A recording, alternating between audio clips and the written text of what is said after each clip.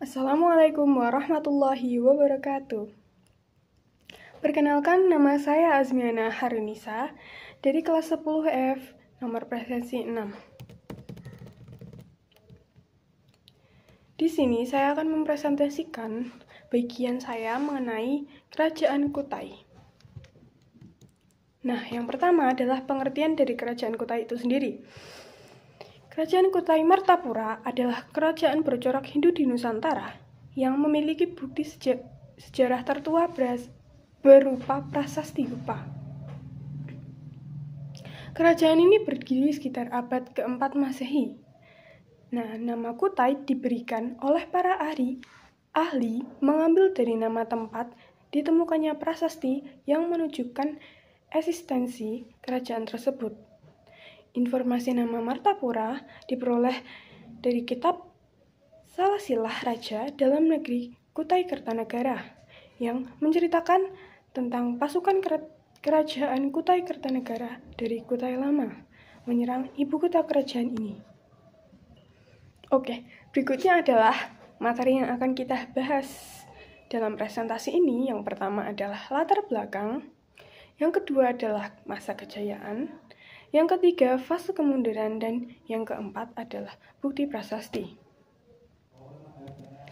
Oke, yang langsung saja ke pembahasan yang pertama, yaitu latar belakang berdirinya Kerajaan Kutai Martadipura.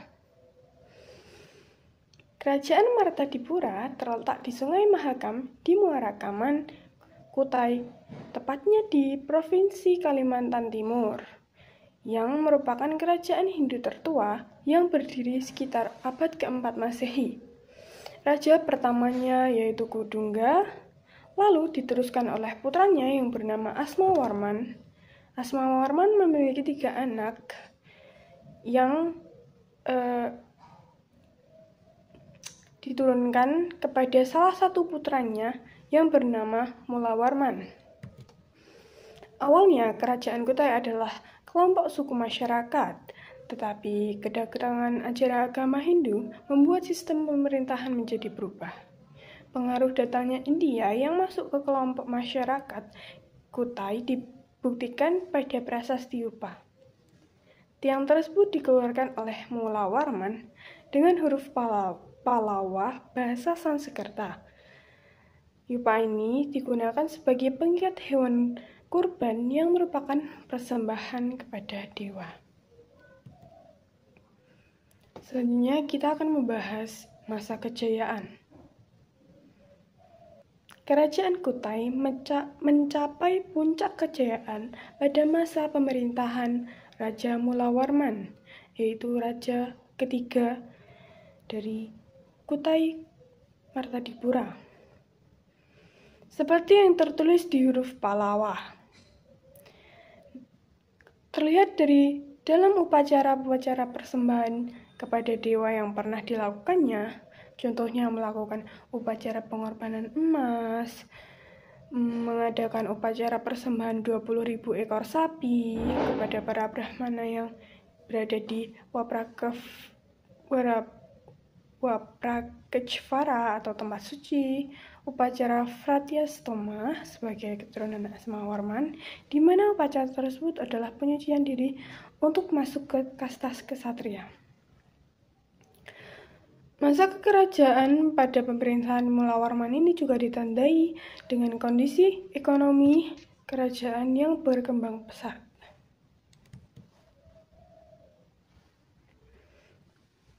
Karena dipimpin oleh raja yang bijaksana, kondisi politik kerajaan Kutai saat itu sangat stabil. Dalam Yupa disebutkan bahwa tahta Raja Mulawarman sangat kuat.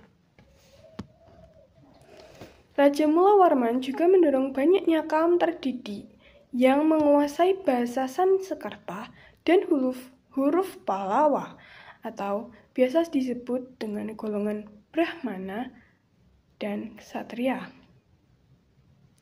Sementara di sisi rakyat biasa, sang raja begitu mensejahterakan rakyatnya yang bercocok tanam dan beternak. Masyarakat dimudahkan untuk bercocok tanam karena letak wilayah mereka dekat dengan Sungai Mahakam. Kegiatan ini juga dijadikan sebagai mata pencaharian utama mereka selain beternak dan berdagang. Tak hanya itu, perniagaan Kerajaan Kutai bahkan diperkirakan sudah terhubung dengan sejumlah negara seperti Cina, Filipina, dan India.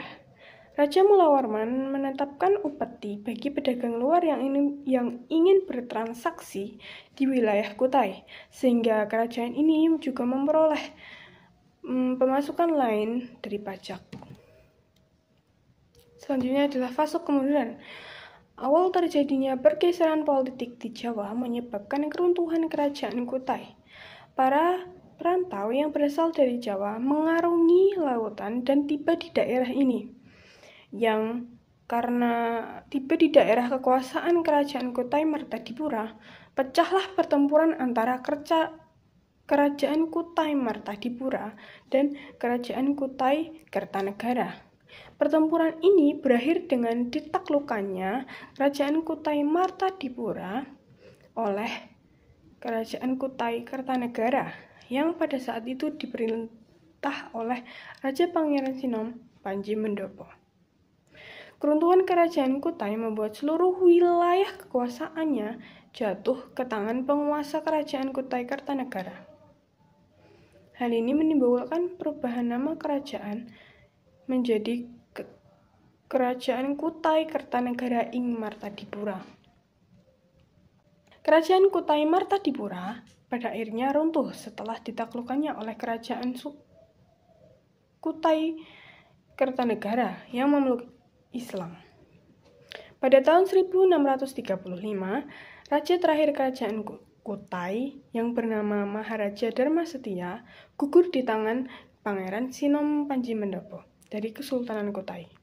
Sejak saat itu, daerah kekuasaan kerajaan Kutai Martadipura di bawah kekuasaan Kesultanan Kutai Kartanegara.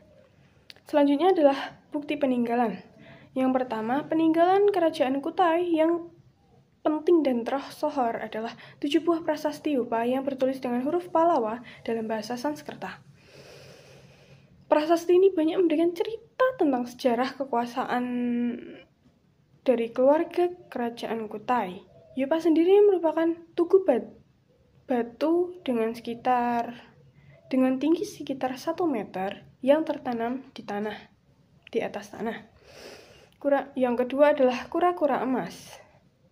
Kura-kura emas adalah salah satu peninggalan bersejarah dari kerajaan Kutai yang kini disimpan di Museum Mulawarman. Benda ini berukuran sekitar setengah dari kepalan tangan yang merupakan persembahan dari seorang pangeran di kerajaan Cina kepada Putri Sultan Kutai, Aji Bidara Putih. Lalu yang ketiga adalah peninggalan kerajaan Kutai, yaitu pedang Sultan Kutai yang dikenal dengan pedang Kalimantan. Pedang ini merupakan peninggalan Sultan Kutai dari abad ke-13 yang terbuat dari emas. Tersebut bertahtakan batu mulia. Lalu yang keempat adalah keris kering Bukit Kang, merupakan peninggalan bersejarah kerajaan Kutai.